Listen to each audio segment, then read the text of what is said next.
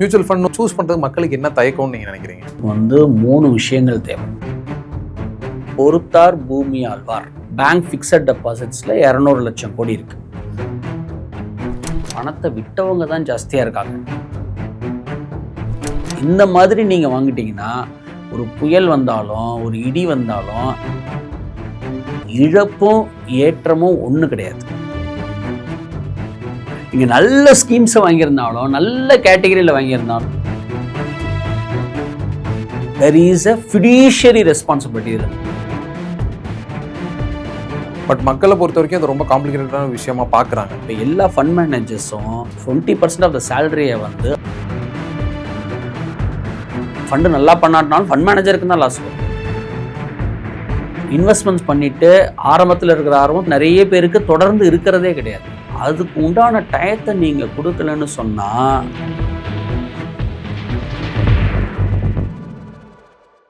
வணக்கம் சார். வணக்கம் கேஷவ் சார். நீங்கள் கிட்டத்தட்ட 1000 வீடியோக்கு மேலே பண்ணியிருக்கீங்க சார். அதாவது மியூச்சுவல் ஃபண்டில் இன்வெஸ்ட் பண்ணுங்கள், ஒரு அவேர்னஸ் மாதிரி பண்ணியிருக்கீங்க, இன்வெஸ்ட்மெண்ட் ஆப்ஷன்ஸ் எவ்வளோ இருக்குன்ட்டு. ஸோ இன்றைக்கி என்னோட கேள்வி என்னென்னா, நீங்கள் அவ்வளோ வீடியோ பண்ணுறீங்க சார், பட் இப்போ வரைக்கும் மிடில் கிளாஸ் மியூச்சுவல் ஃபண்ட் பக்கம் வராங்களா? இதை நான் ஏன் கேட்குறேன்னா, இப்போ ஒரு காமனாக ஒரு டிபேட் பார்க்குறோம் சார், டிவிலையாக இருக்கட்டும் எங்கே வேணா இருக்கட்டும். மியூச்சுவல் ஃபண்ட் ஒரு பேரை நான் கேள்விப்பட்டது இல்லை. இன்வெஸ்ட்மெண்ட்னு பேசுகிறப்போ போஸ்ட் ஆஃபீஸ் ஸ்கீம்ஸ் இருக்குது, எஃப்டி இருக்குது, உங்களுக்கு வந்துட்டு கோல்டு இருக்குது. இந்த மாதிரி விஷயங்களில் மிடில் கிளாஸ் அதிகமாக கான்சன்ட்ரேட் பண்ணுறாங்க. பட் நீங்கள் நிறைய வீடியோவில் சொல்லியிருக்கீங்க மியூச்சுவல் ஃபண்டு தான் லாங் டேர்ம் வெல்த்துக்கு பெர்ஃபெக்டான ஒரு விஷயமா இருக்கும் அப்படின்னு சொல்லி. பட் ஸ்டில் ஏன் பீப்புள் அதை பார்க்க மாட்டுறாங்க?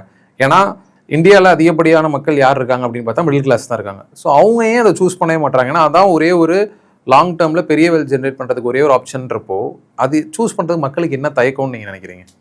ஸோ தயக்கம் வந்து அவேர்னஸ் தான். மெயின்லி வந்து அவேர்னஸ் இல்லாதது தான் ஒரு மெயின் விஷயம். இது எந்த இன்வெஸ்ட்மெண்ட்ஸுக்குமே நம்மளுக்கு வந்து 3 விஷயங்கள் தேவை. என்ன தேவை? Safety, liquidity and returns.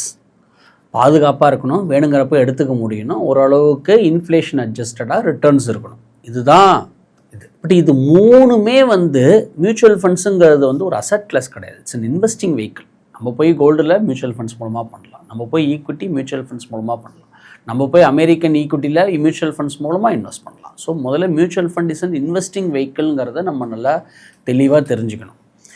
இப்போது முதல்ல வந்து இந்த ட்ரெடிஷ்னல் வே ஆஃப் இன்வெஸ்டிங்கில் தான் most of the money is there. For example bank fixed டெபாசிட்ஸில் 200 லட்சம் கோடி இருக்குது. போஸ்ட் ஆஃபீஸில் நம்மக்கிட்ட டேட்டா கிடையாது. ஸோ அதுலேயும் பல லட்சங்கள் கோடி இருக்கலாம். ஸோ என்னென்னா மைண்டு எப்படி இருக்குன்னா, இப்போ தானே இந்த அவேர்னஸ்லாம் 10-15 இயர்ஸாக தான் வருது. ஃபஸ்ட்டு பணத்தை இழக்கக்கூடாதுங்கிறதுல வந்து நம்ம எல்லாரும் தெளிவாக இருக்கும், which is actually good. So but பணத்தை இழக்கக்கூடாதுங்கிறது வந்து நம்ம ஒரு லாங் டேர்முக்கும் பார்க்கணும். நம்ம நிறைய பேர் ப்ராப்ளம் என்னென்னா, இன்றைக்கி 50 வயசு 55 வயசுலேயும் பிடிக்குதோ பிடிக்கலையோ வேலை பார்த்துட்டு இருக்காங்க. ஏன்னா இன்ஃப்ளேஷனை தாண்டி அவங்களுக்கு முதலீடு வரலை. And the longevity of life has also Khan up. So முதல்ல மியூச்சுவல் ஃபண்ட்ஸ்னால் ஈக்விட்டி மட்டும்தான்ங்கிறத முதல்ல அந்த மித்தை முதல்ல நம்ம பிரேக் பண்ணணும். முதல்ல நான் சொன்னல சேஃப்டி, லிக்விடிட்டி, அதுக்கு என்னென்ன முதலீடு பண்ணணுமோ மியூச்சுவல் ஃபண்ட்ஸ் மூலமாகவும் முதலீடு பண்ண முடியும். நம்ம ஒரு debt fund, that is a bond ஃபண்டில் நீங்கள் முதலீடு பண்ணிக்க முடியும். நீங்கள் வந்து ஒரு 1 வீக் 10 டேஸ் லிக்விட் ஃபண்டில் போட்டுக்க முடியும். நீங்கள் ஒரு ஷார்ட் டேர்ம் பாண்ட் போட்டுக்க முடியும். நீங்கள் வந்து ஒரு மீடியம் டேர்ம் பாண்ட் போட்டுக்க முடியும். நீங்கள் ஹைப்ரிட் ஃபண்ட்ஸ் எல்லாம் பண்ணிக்க முடியும். ஈக்விட்டி சேவிங்ஸு, பேலன்ஸ்ட் அட்வான்டேஜ், அப்புறம் நம்ம மல்டி அசெட்டை பற்றி நம்ம பேசியிருக்கோம், அதிலெல்லாம் நீங்கள் முதலீடு பண்ணிக்க முடியும். நீங்கள் ஒரு flexi cap fund, multi cap fund, அந்த மாதிரி கேட்டகரியிலேயும் நீங்கள் ஒரு லாங் டேர்முக்கு முதலீடு பண்ணிக்க. ஸோ முதல்ல இந்த சேஃப்டி, லிக்விடிட்டி பிரிங்க. சேஃப்டி, லிக்விடிட்டிக்கு என்ன மாதிரி ஸ்கீம்ஸை நம்ம மியூச்சுவல் ஃபண்ட்ஸில் போடலாம். ரிட்டர்ன்ஸுக்கு, ஈக்விட்டி ரிலேட்டட் ப்ராடக்ட்டுக்கு எத்தனை டைம் ஃப்ரேமில் நம்ம போடலாம், அப்படி பிரிச்சுக்கணும் முதல்ல. இது பேசிக்லி நீங்கள் ஃபஸ்ட்டு கேட்ட கேள்வி என்ன கேட்குறீங்க, நிறைய பேருக்கு தெரியல. இஸ் பிகாஸ் ஆஃப் இப்போ தான் அவேர்னஸ் கொஞ்சம் கொஞ்சமாக வருது. நிறைய ஹை நெட்வொர்த் கஸ்டமர்ஸ், இண்டிவிஜுவல்ஸ், கொஞ்சம் பணக்காரவங்க, கொஞ்சம் எபோவ் மிடில் கிளாஸ் எல்லாம் மியூச்சுவல் ஃபண்ட்ஸுக்கு வந்துட்டாங்க. ஆல்மோஸ்ட் இன்றைக்கி மியூச்சுவல் ஃபண்ட்ஸில் 85 lakh crore இருக்குது.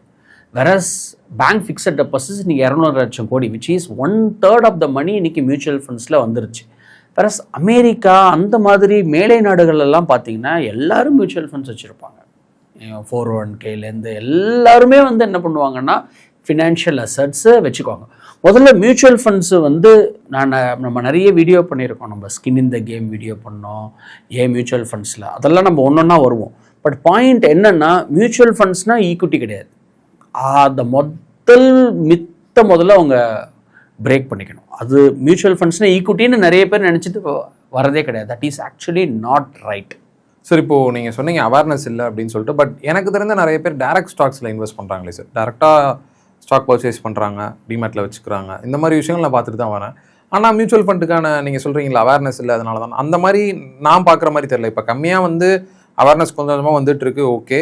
பட் ஆனாலும் இன்வெஸ்ட் பண்ணுறவங்க தேர்ந்தெடுக்கிற ஒரு விஷயம் என்ன இருக்குன்னா, டேரக்ட் ஈக்விட்டியை தான் அவங்க இது பண்ணுறாங்களோ, மியூச்சுவல் ஃபண்ட் சைடு அவ்வளோவா புஷ் ஆகிற மாதிரி எனக்கு தெரியல. அதை பற்றி நீங்கள் நினைக்கிறீங்க? ஸோ என்னென்னா, அதெல்லாம் ட்ரெடிஷ்னல் வே ஆஃப் இன்வெஸ்டிங் ஆகிடுது. இந்த ஒரு ஸ்டாக் வாங்கி 2 ஸ்டாக் வாங்கி பணக்காரன் ஆனதோட, ஒரு ஸ்டாக் வாங்கி 2 ஸ்டாக் வாங்கி பணத்தை இந்த மார்க்கெட்லேயும், இந்த சென்செக்ஸ் 77,000 78,000 சென்செக்ஸ்லேயும் பணத்தை விட்டவங்க தான் ஜாஸ்தியாக இருக்காங்க.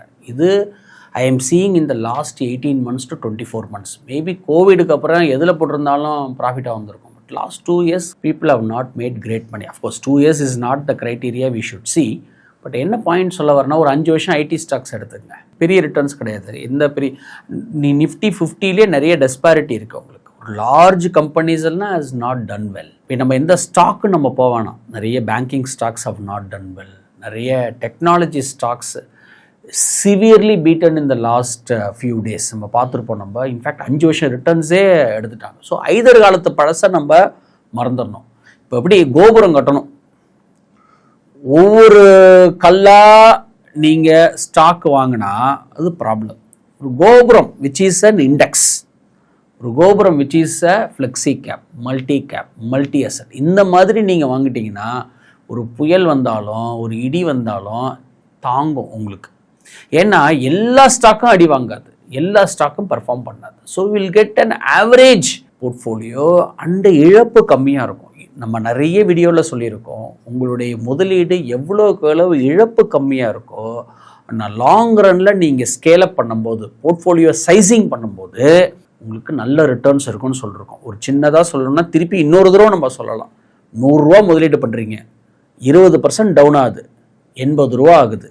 சப்போஸ் திருப்பி 20% மேலே போச்சுன்னு சொன்னால் 80 ரூபாவில் 20%ங்கிறது 96 ரூபா தான். ஸோ இழப்பும் ஏற்றமும் ஒன்று கிடையாது. ஸோ முதல்ல அதை ஃபஸ்ட்டு தெரிஞ்சுக்கணும். ரெண்டாவது சைசிங். 1 லட்சம் ரூபாய்க்கு 10%ங்கிறது 10,000 தான். 1 கோடி ரூபாய்க்கு 5%ங்கிறது 5 லட்சம் ரூபா. ஸோ அந்த சைசிங், உங்கள் ஃபோக்கஸ் என்னவாக இருக்கணும்னா, நிறைய முதலீடு பண்ணணும், நீண்ட காலத்துக்கு முதலீடு பண்ணணும். இந்த 2 ஃபோக்கஸ் தான் இருக்கணும்.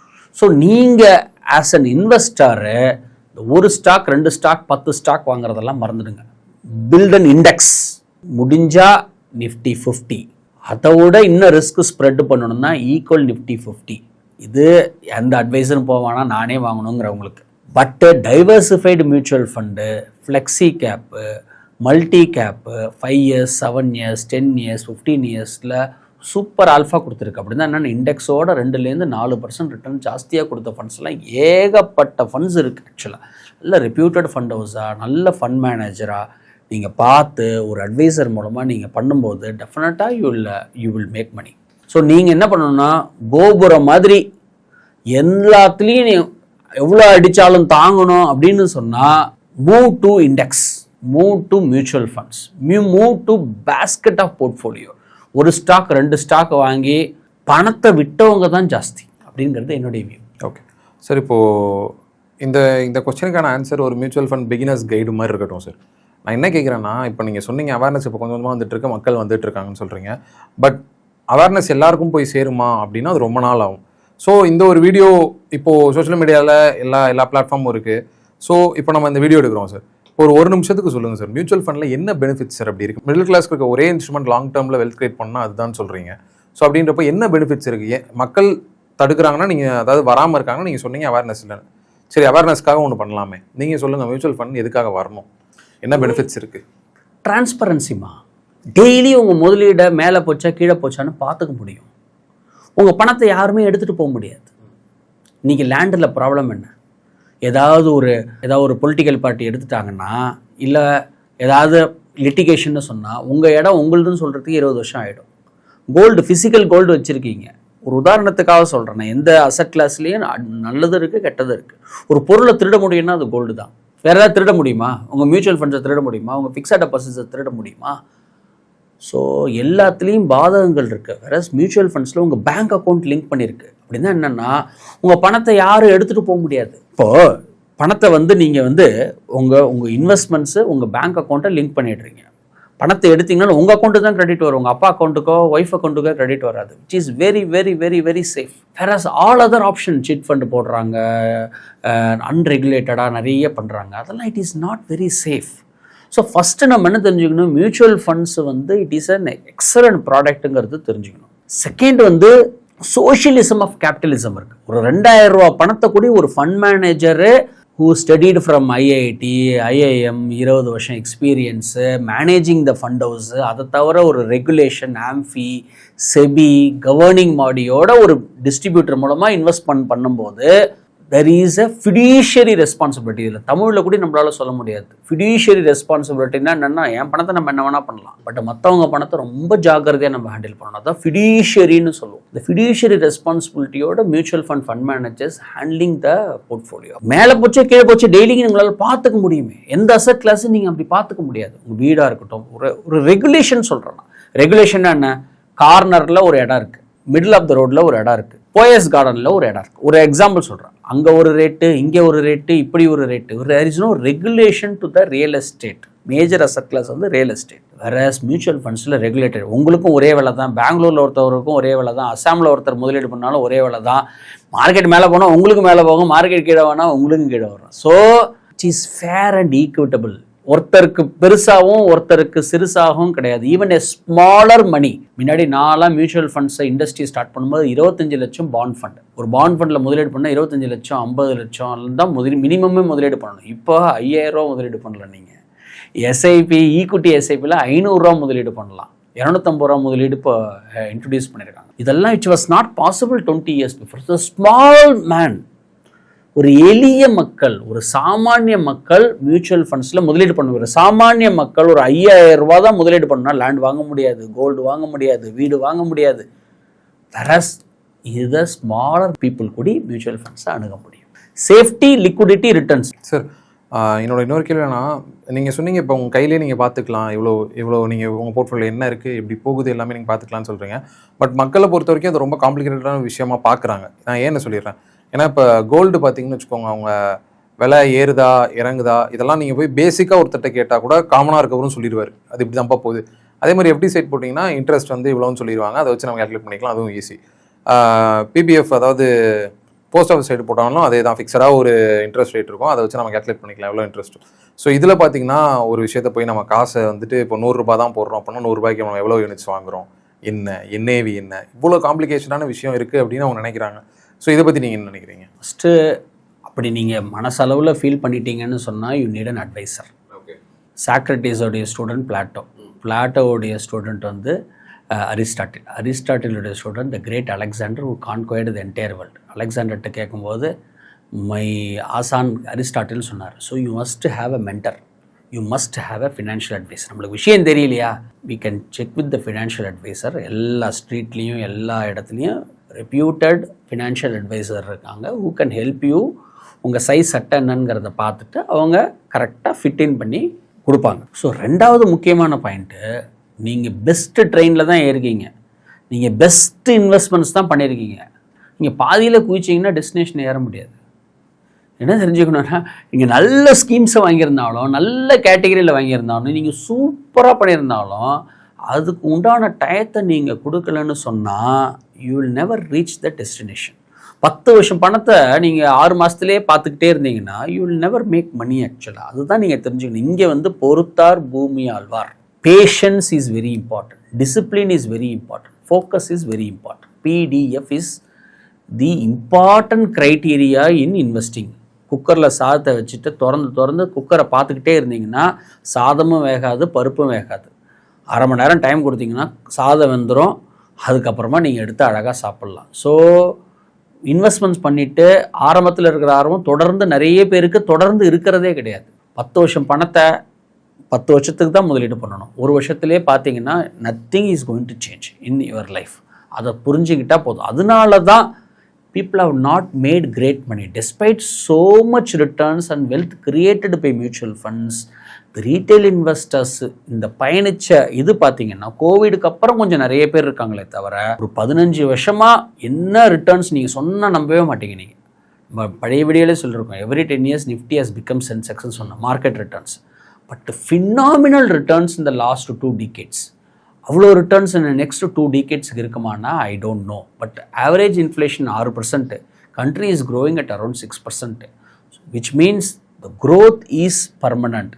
But the fall, daily news, noise இதெல்லாம் அவாய்ட் பண்ணணும். So you need more of brain கிடையாது, ஸ்டொமக் தாங்கணும். நீங்கள் இப்போ ஒரு எக்ஸாம்பிள் சொல்கிறேன், பிப்ரவரி மாதம் யாராவது பேனிக் ஆகிருப்பாங்க, மார்ச் மாதம் பெருசாக ஃபால் ஆச்சு இல்லையா, March 2026, that is last month. அதுக்கப்புறம் கம்ப்ளீட்டாக ரெக்கவர் ஆச்சு. இப்போ லாஸ்ட் ஃபியூ டேஸாக பெரிய ஃபால் இருக்குது. What I am trying to tell you is that இது இந்த ரோலர் கோஸ்டர் இருக்க தான் இருக்கும். இப்படி தான் இருந்தது மார்க்கெட், கோவிடுக்கு முன்னாடி இப்படி தான் இருந்தது மார்க்கெட். பட் இந்த கோவிட் பீரியடில் எல்லாரும் அந்த ஸ்ட்ரெயிட் லைனை பார்த்துட்டாங்க, மார்க்கெட் கீழே விழாததை பார்த்துட்டு அப்படியே இருக்குன்னு நினைக்கிறாங்க. That is not the way the stock market works.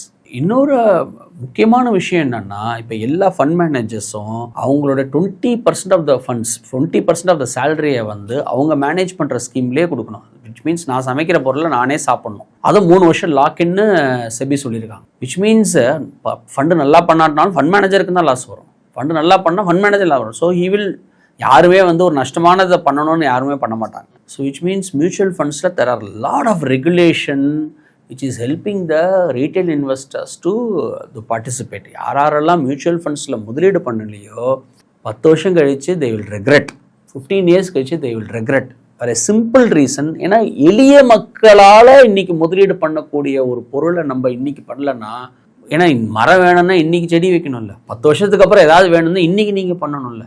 So அதை பண்ணுறதுக்கு mutual fund is a right investment வெஹிக்கிள்ங்கிறது என்னுடைய வியூ. ஓகே சார், ரொம்ப தேங்க்யூ கேஷவ், தேங்க்யூ.